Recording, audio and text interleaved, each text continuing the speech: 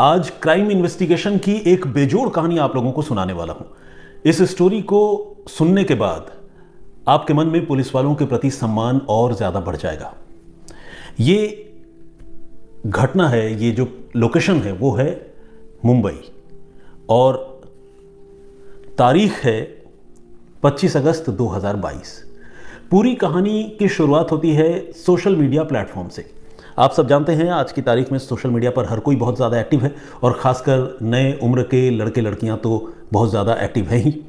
ऐसे ही एक social media platform पर 15 साल की एक लड़की की मुलाकात 21 साल के एक नौजवान से होती है। ये लड़की जो है वो मुंबई की ही रहने वाली है और ये जो नौजवान है वो भी मुंबई का रहने वाला है। बांद्रा ईस्ट में उसका घर है और इस नौजवान के साथ लड़की की सोशल मीडिया में मुलाकात होती है, थोड़ी बहुत बातचीत चैटिंग होती है और फिर दोनों बहुत अच्छे दोस्त बन जाते हैं और देखते ही देखते ये दोस्ती जो है वो प्यार मोहब्बत में तब्दील हो जाती है। तो एक स्कूल गोइंग चाइल्ड 15 साल की लड़की 21 साल के नौजवान संतोष मकवाना से प्यार करने लगती है। इसके बाद दोनों जो है एक दूसरे से बहुत फ्रिक्वेंटली मिलने लगते हैं और इन दोनों को मिलने के लिए मुंबई में संतोष का ही एक दोस्त है जिसका नाम है विशाल अनभावने, उसके मकान में जो है वो अक्सर मिला करते हैं। जुहू में विशाल अनभावने का घर है और उस घर में संतोष अक्सर अपनी गर्लफ्रेंड के साथ आता है और दोनों वहाँ पर अच्छा वक्त गुजारते हैं और फिर दोनों अपने अपने घर वापस चले जाते हैं। ये सिलसिला पिछले कई महीनों से चल रहा है। इसी बीच एक रोज़ लड़की के घर वालों की नज़र संतोष पर पड़ती है जो उनकी बेटी के साथ कहीं जा रहा होता है। ये देखते ही परिवार के जो लोग हैं वो आग बबूला हो जाते हैं। उन्हें लगता है कि उनकी छोटी सी बेटी जो स्कूल गोइंग लड़की है उसे किसी लड़के ने ल्यूर कर लिया है और बहला फुसला कर अपने साथ घुमा रहा है। तो इस बात पर लड़की के घर वाले बहुत खफा हो जाते हैं और वो लड़के की अच्छी तरह पिटाई करते हैं और उसे बहुत जलील भी करते हैं और साथ ही कहते हैं कि आइंदा अगर तुम्हें कभी हमारी बेटी के साथ मैंने देखा तो फिर तुम्हारी खैर नहीं, तुम समझ लेना हम तुम्हारा क्या करेंगे। अब संतोष जो है वो मन महसूस कर रह जाता है, कुछ नहीं कर पाता, वहाँ से वापस चला आता है। लेकिन ये जो पिटाई है उसमें शरीर पर जितनी चोट लगी होती है उससे ज़्यादा चोट उसके आत्मा पर या कहें कि उसके दिल पर लगती है और उसे बहुत अपमानित महसूस होने लगता है। उसे लगता है कि बहुत ज़्यादती हुई, बहुत बेइज्जती हुई। और वो भी आप सोचिए कि गर्लफ्रेंड के सामने 21 साल के नौजवान की पिटाई हो जाए, वो भी गर्लफ्रेंड के घर वाले कर दें, तो उस लड़के को बड़ी तकलीफ होती है और वो खून का घूंट पीकर रह जाता है। और इसी के साथ वो ये सोचने लगता है कि वो कैसे इस अपमान का बदला ले। दिमाग वो चला रहा है और दिमाग चलाते चलाते वो अपनी गर्लफ्रेंड से एक बार और गुजारिश करता है कि प्लीज़ एक बार मुझसे आखिरी बार मिल लो। तुम्हारे घर वालों ने तो खैर पाबंदी लगा दी है, मेरे साथ मारपीट भी उन्होंने की, लेकिन इससे पहले कि हम अलग हो जाएं, हमारा प्रॉपरली ब्रेकअप हो, एक बार प्लीज़ मुझसे आखिरी बार मिल लो। लड़की रिलक्टेंट है, मिलना नहीं चाहती है, लेकिन जब संतोष बहुत ज़्यादा इंसिस्ट करता है, दबाव बनाता है कि नहीं एक बार मिल लो प्लीज़, तो लड़की जो है वो कहती है ठीक है मैं आती हूँ, लेकिन ये आखिरी बार मिलूंगी क्योंकि मैं अपने फैमिली वालों के खिलाफ नहीं जा सकती। खैर वो लड़की फिर से संतोष के पास आती है और संतोष उसे अपने दोस्त जुहू में जिसका घर है विशाल अनभावने, वहाँ लेकर जाता है जहाँ पर वो पहले भी मिला करते थे। और यहाँ पर वो लड़की को समझाने बुझाने की कोशिश करता है कि भाई ऐसी क्या बात हो गई, घर वालों ने तो चलो मना कर दिया, लेकिन हम साथ तो रह ही सकते हैं, घर वाले सपोर्ट नहीं कर रहे हैं तो क्या हुआ। तो कुल मिलाकर लड़का इस लड़की को छोड़ने के लिए राज़ी नहीं होता है। उसके मन में बदले की आग तो है ज़रूर, लेकिन वो चाहता है कि वो इस रिलेशनशिप को भी कंटिन्यू करे।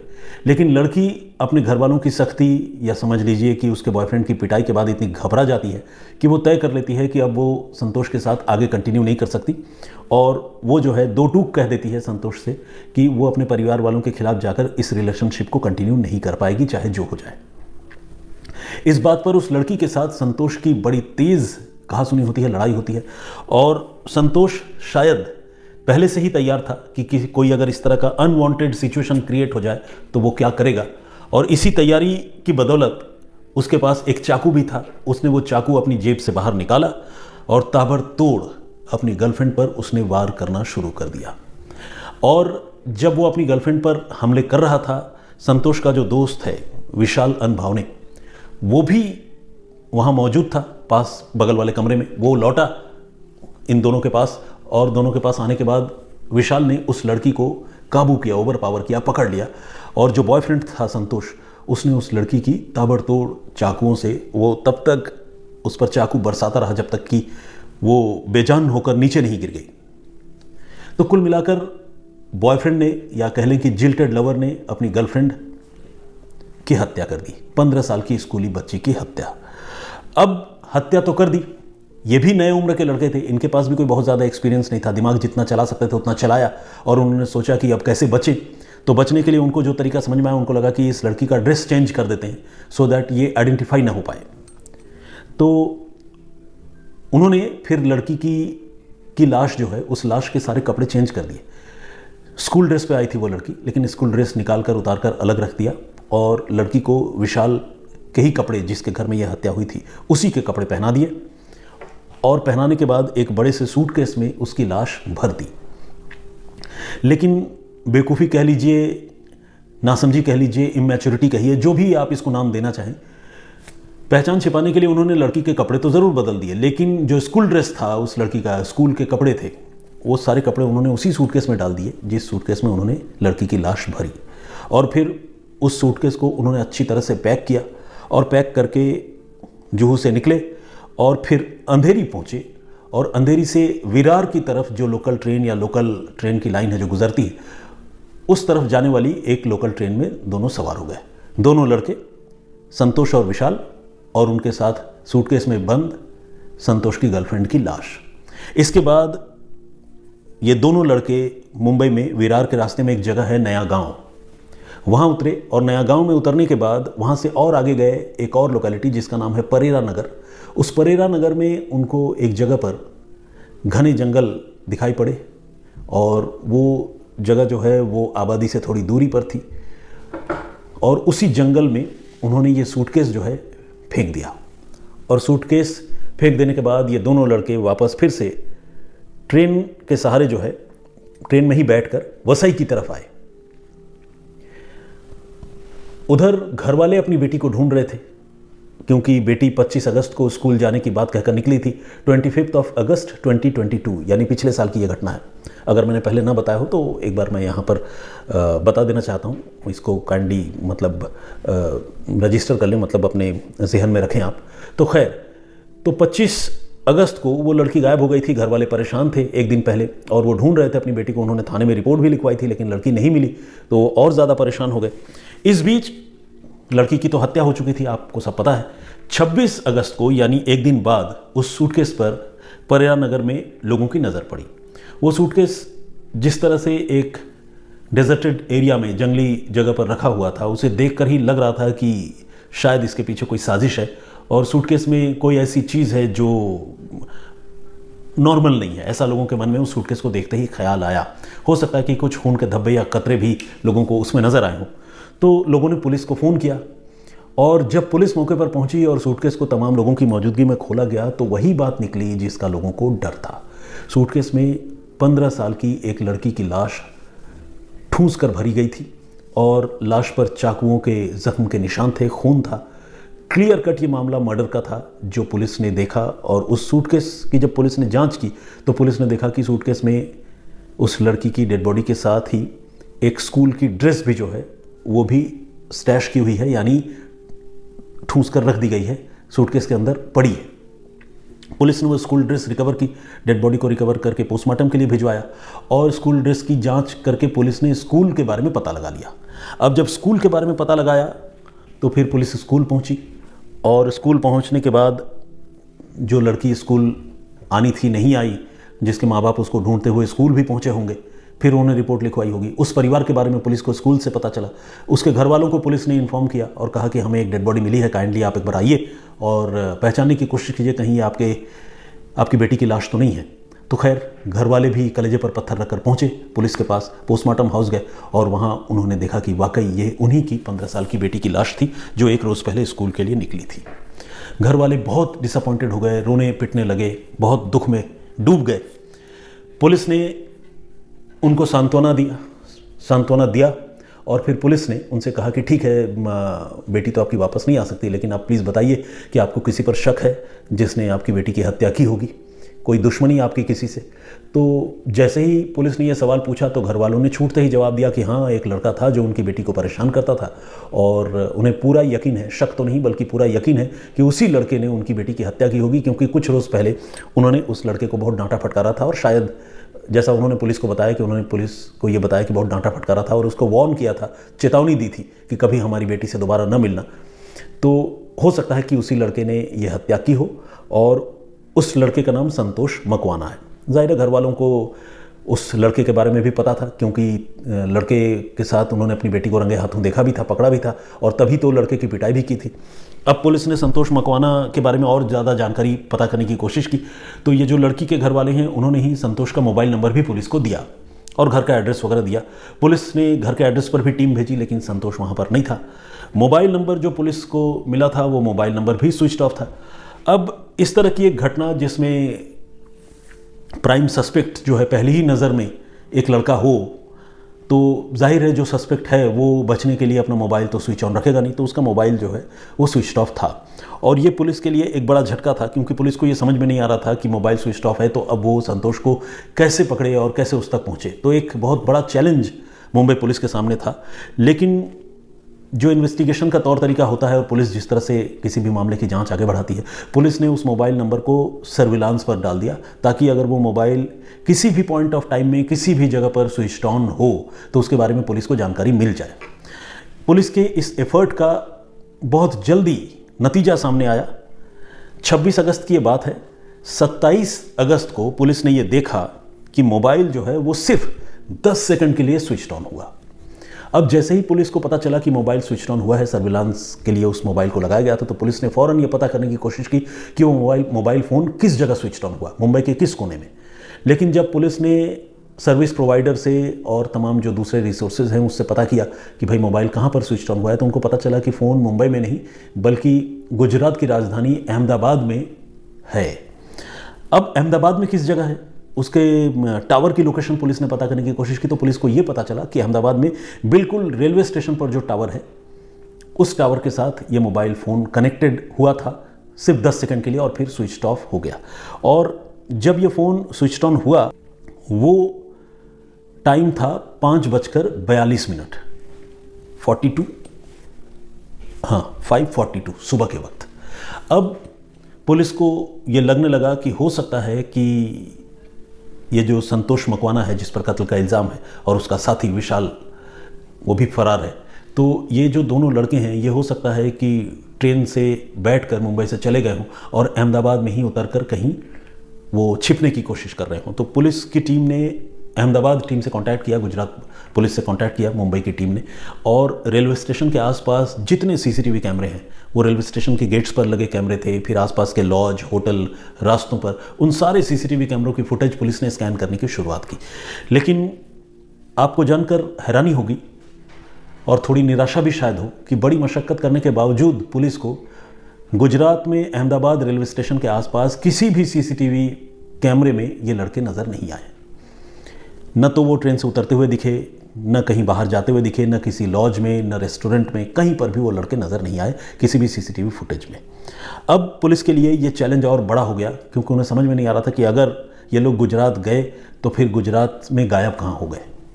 तो खैर पुलिस अपना दिमाग लगा रही थी और इसी कड़ी में पुलिस इस नतीजे पर पहुंची इन्वेस्टिगेट करते करते कि वसई से एक ट्रेन जो है वो राजस्थान की तरफ जाती है और वो अहमदाबाद गुजरात होते हुए जाती है और वो ट्रेन बेंगलुरु कर्नाटक से चलती है। और ये जो दोनों लड़के हैं ये बहुत मुमकिन है कि उसी ट्रेन में सवार होकर गुजरात राजस्थान की ओर गए हैं, क्योंकि सुबह 5:42 पर जब ये मोबाइल फ़ोन स्विच ऑन हुआ 10 सेकंड के लिए और फिर स्विच ऑफ हो गया, वो उस ट्रेन के अहमदाबाद में रुकने का समय है। अब पुलिस को ये बात समझ में आने लगी कि वो दोनों लड़के रेलवे स्टेशन पर थे तो ज़रूर, लेकिन प्लेटफॉर्म पर नहीं थे, गाड़ी से उतरे नहीं थे, बल्कि ट्रेन में ही बैठे थे। वो ट्रेन जो बेंगलुरु से वसई होते हुए राजस्थान की तरफ जा रही है, और ये ट्रेन कुछ देर के लिए जब अहमदाबाद में रुकी थी, इत्तेफाक से उसी वक्त इन लड़कों से वो मोबाइल फ़ोन 10 सेकंड के लिए स्विच ऑन हो गया था।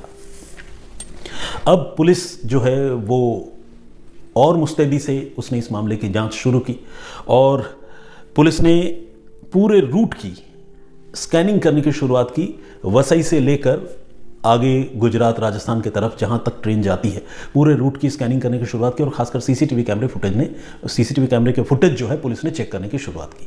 और जब पुलिस ने इस एक्सरसाइज को किया, इस एक्सरसाइज को आगे बढ़ाया, तो पुलिस को जो है एक और अहम जानकारी मिली, एक और अहम सीसीटीवी फुटेज पुलिस के हाथ लगा, जिससे इस मामले की तफ्तीश थोड़ी और आगे बढ़ी। पुलिस ने देखा कि ये दोनों लड़के वाकई कत्ल वाले दिन ही, यानी जिस रोज़ ये हत्या हुई थी 25 अगस्त को, उसी दिन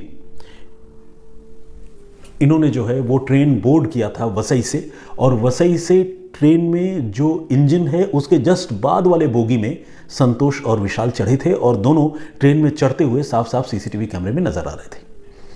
अब पुलिस के पास एक इंपॉर्टेंट क्लू मिल चुका था, जिसमें पुलिस को यह पता चल गया था कि कौन से नंबर की ट्रेन पे, कब कहां से चलने वाली ट्रेन पे ये दोनों लड़के किस बोगी में सवार हुए। अब एक तरह से ये पिन पॉइंट इंफॉर्मेशन था। पुलिस ने ये सारी जानकारी अहमदाबाद और उसके आगे जितने रेलवे स्टेशन हैं उसके तमाम रेलवे स्टेशन के पुलिस से शेयर की और कहा कि आप लोग प्लीज़ सीसीटीवी फुटेज देखिए, चेक कीजिए, ट्रेन को चेक कीजिए कि कहीं इस एज ग्रुप का या इस तरह दिखने वाला कोई लड़का आपको नज़र आता है या नहीं। तो अहमदाबाद मतलब गुजरात और राजस्थान की पुलिस, रेलवे पुलिस लगातार उस इलाके में जितने भी रेलवे स्टेशन हैं खासकर वहाँ के सीसीटीवी कैमरे चेक करती रही, लेकिन काफ़ी कोशिश करने के बावजूद और एक एक्सटेंसिव एक्सरसाइज करने के बावजूद कोई फ़ायदा जो है वहाँ की पुलिस को नहीं मिल पाया और इन दोनों लड़कों के बारे में कोई जानकारी नहीं मिली। तफ्तीश आगे बढ़ रही थी लगातार। इसी क्रम में मुंबई पुलिस को ये पता चला, मुंबई पुलिस ने यह भी सोचा कि आखिर ये दोनों लड़के अहमदाबाद, गुजरात या राजस्थान की तरफ क्यों गए, किसी और दिशा में क्यों नहीं गए। जब पुलिस ने इस एंगल पर सोचा और पता किया तो पुलिस को यह पता चला कि ये जो संतोष मकवाना है जिस पर कत्ल का इल्ज़ाम है, उसकी दादी अहमदाबाद से 146 किलोमीटर दूर पालनपुर में एक गाँव में रहती है। पुलिस को जब ये जानकारी मिली तो पुलिस को लगने लगा कि हो ना हो ये दोनों लड़के ज़रूर पालनपुर में ट्रेन से नीचे उतरे होंगे। उसके बाद पुलिस ने पालनपुर रेलवे पुलिस से कांटेक्ट किया, मुंबई पुलिस ने, और उनसे कहा कि आप एक बार सीसीटीवी फुटेज चेक कीजिए, कहीं ये दोनों लड़के ट्रेन से नीचे उतरते हुए आपको अगर दिखे तो। पालनपुर ऑफ कोर्स बहुत बड़ी जगह तो नहीं है, तो जो वहाँ की रेलवे पुलिस है वो उसने सीसीटीवी फुटेज स्कैन करने की शुरुआत की, लेकिन इत्तेफाक से वहाँ किसी सीसीटीवी कैमरे में ये दोनों लड़के ट्रेन से नीचे उतरते हुए नहीं दिखे। शायद सीसीटीवी कैमरे का एंगल कुछ ऐसा रहा हो कि दोनों लड़के उतरकर किसी और रास्ते से निकल गए हों और वहाँ पुलिस को पता न चला हो, यह भी हो सकता था। क्योंकि अगर इन लड़कों का कोई हाइड आउट या छिपने का अगर कोई ठिकाना हो सकता था जो पुलिस को अब तक की तफ्तीश में समझ में आया, वो पालनपुर में उनके दादी का घर ही हो सकता था। तो पुलिस जो है वो पालनपुर पहुंची, मुंबई की एक टीम, और उन्होंने संतोष के दादी के घर दबिश दी और दादी से और घर के दूसरे लोगों से पूछताछ की। मगर दादी ने साफ साफ इनकार कर दिया और बल्कि ये भी पूछने लगी कि भाई ये क्या बात हो गई, हमें तो पता ही नहीं, संतोष यहाँ आया नहीं। उन्होंने अपनी तरफ से भरसक पुलिस को कन्विंस करने की कोशिश की, उसकी दादी ने। लेकिन पुलिस को संतोष की दादी के बॉडी लैंग्वेज से, उनके बातचीत करने के तौर तरीके से ये शक होने लगा कि शायद ये बुजुर्ग महिला झूठ बोल रही है अपने पोते को छिपाने के लिए और उसके गुनाहों पर पर्दा डालने के लिए। ये बात पुलिस को लगा, लेकिन जब तक पोता अरेस्ट नहीं हो जाता या उनके घर में मिल नहीं जाता तब तक पुलिस उस बुजुर्ग महिला के खिलाफ भी कोई कार्रवाई नहीं कर सकती थी और न ही ज़रूरत से ज़्यादा सख्ती कर सकती थी, क्योंकि क्या पता, हो सकता है कि दादी सच बोल रही हो। तो खैर बॉडी लैंग्वेज से पुलिस को शक हो रहा था। इसके बाद पुलिस वहाँ से लौट कर आई। 3 या 4 दिन बाद जब पुलिस को लगा कि मामला थोड़ा सेटल्ड हो गया है तो पुलिस ने फिर से उसके दादी के घर में दबिश दी, और इस बार भी उनको निराशा हाथ लगी, क्योंकि वहाँ पर न तो संतोष मिला और न ही उसका दोस्त विशाल अनभाव ने। और उसकी दादी ने फिर से वही जवाब दिया कि उसे पता नहीं, आप लोग पता नहीं क्यों यहाँ आकर उन्हें परेशान कर रहे हैं। तो पुलिस मुंबई की जो थी वो निराश होकर पालनपुर से अब लौटने की तैयारी कर रही थी। इसी बीच इस मामले में एक मेजर ट्विस्ट हुआ ये कि पुलिस के पास एक एनोनिमस कॉल आया, एक गुमनाम नंबर से पुलिस के पास एक फ़ोन आया, और उस फ़ोन करने वाले आदमी ने यह कहा कि 2 लड़के, वही 20 से 22 या 25 के एज ग्रुप के, उन्होंने वाकई पालनपुर में उस महिला के घर में देखे हैं जिस महिला के घर आपकी पुलिस टीम 2-2 बार छापेमारी करके लौट चुकी है। ये जानकारी जब पुलिस को मिली तो पुलिस ने उस आदमी से पूछा कि भाई आप कौन हैं। वो आदमी पुलिस को शुरू में तो कुछ भी बताने से इनकार कर रहा था, लेकिन जब पुलिस ने उसे भरोसे में लिया तो उस आदमी ने अपनी पहचान बताई। वो एक ऐसा आदमी था जिसका संतोष की पालनपुर में रहने वाली जो दादी है उसके साथ कोई प्रॉपर्टी को लेकर डिस्प्यूट चला रहा था। यानी एक तरह से देखा जाए तो ये पुलिस को जिसने भी फ़ोन किया वो आदमी संतोष की दादी का दुश्मन था या विरोधी था। अब उसको लगा कि यही मौका है, संतोष की दादी के लिए भी थोड़ी मुसीबत खड़ी हो जाएगी और जो गुनहगार लड़के हैं वो भी पकड़े जाएंगे। और उसने कुछ यही सोचकर पुलिस को खुफिया तरीके से फ़ोन कर दिया। और जब इस बार पुलिस को फ़ोन किया और बिल्कुल पिन पॉइंट इन्फॉर्मेशन पुलिस को मिली, पुलिस का भी कॉन्फिडेंस बढ़ा, तो पुलिस की टीम ने तीसरी बार संतोष की दादी के घर पालनपुर में दबिश दी और इस बार इत्तेफाक से संतोष और विशाल दोनों वहाँ पर मिल भी गए। और इस तरह से दोनों कत्ल के आरोपी लड़के संतोष और विशाल को पुलिस ने वहाँ पालनपुर से गिरफ्तार कर लिया। इस गिरफ्तारी के लिए पुलिस को 3-4 दिन की मेहनत ज़रूर करनी पड़ी। हज़ारों किलोमीटर का सफ़र पुलिस को तय करना पड़ा। हज़ारों किलोमीटर में लगे सैकड़ों सीसीटीवी फुटेज पुलिस ने स्कैनिंग की, कैमरों की फुटेज पुलिस ने स्कैनिंग की और लगातार मोबाइल को ट्रेसिंग पर पुलिस ने लगा कर रखा। शुरू से ही इस मामले में पुलिस के लिए इतना तो क्लियर था कि कत्ल जो है वो संतोष मकवाना ने ही किया है, लेकिन संतोष को जब तक गिरफ्तार नहीं कर लिया जाए, जब तक उससे पूरी कहानी सुन नहीं ली जाए, तब तक जो है पुलिस भी किसी फाइनल कंक्लूजन पे नहीं पहुंच सकती। तो इसीलिए पुलिस का संतोष को पकड़ना भी बहुत ज़्यादा ज़रूरी था और अगर वो गुनहगार था फिर तो पकड़ना ज़रूरी था ही, क्योंकि उसे सज़ा भी दिलाना था। तो इस तरह से पुलिस ने आखिरकार तकरीबन 4 से 5 दिनों की मशक्क़त के बाद, बल्कि मैं तो कहूँगा 1 हफ्ते की मशक्क़त के बाद, क्योंकि एग्जैक्ट उसकी अरेस्टिंग का डेट मुझे नहीं पता है, 25 अगस्त को हत्या हुई थी और इसके बाद वो पकड़ने की कोशिश इन लोगों ने शुरू की और तकरीबन हफ्ते भर के बाद पुलिस दोनों कातिलों को गिरफ्तार करने में कामयाब हो गई। लेकिन जिस तरह से पुलिस ने इस मामले में इन्वेस्टिगेशन किया, जिस तरह से लड़के की पहचान होने के बाद सीसीटीवी देखे, ट्रेन रूट की स्कैनिंग की, ट्रेन रूट का पता लगाया, मोबाइल कैमरे को सर्विलांस पर रखा और जिस तरह से गुनहगारों को पकड़ा, उसके लिए पुलिस की जितनी भी तारीफ़ की जाए वो कम है। आई होप पुलिस के इस इन्वेस्टिगेशन के बारे में आपको जानकर अच्छा लगा होगा। कहानी तो अपने आप में बहुत दुखद है, जिस तरह से एक छोटी सी लड़की की हत्या हुई। 15 साल की उम्र ही क्या होती है, बिल्कुल ही मतलब मैं तो कहूँगा कि अभी तो उस लड़की ने ठीक से न तो दुनिया देखी थी, न दुनियादारी की उसको समझ थी, लेकिन इसके बावजूद जो उसका जल्लाद बॉयफ्रेंड था, उस बॉयफ्रेंड ने आखिरकार उसकी जान ले ली और खुंदक से इतना कि उसे अपने ही गर्लफ्रेंड के घर वालों से उसे बदला लेना था।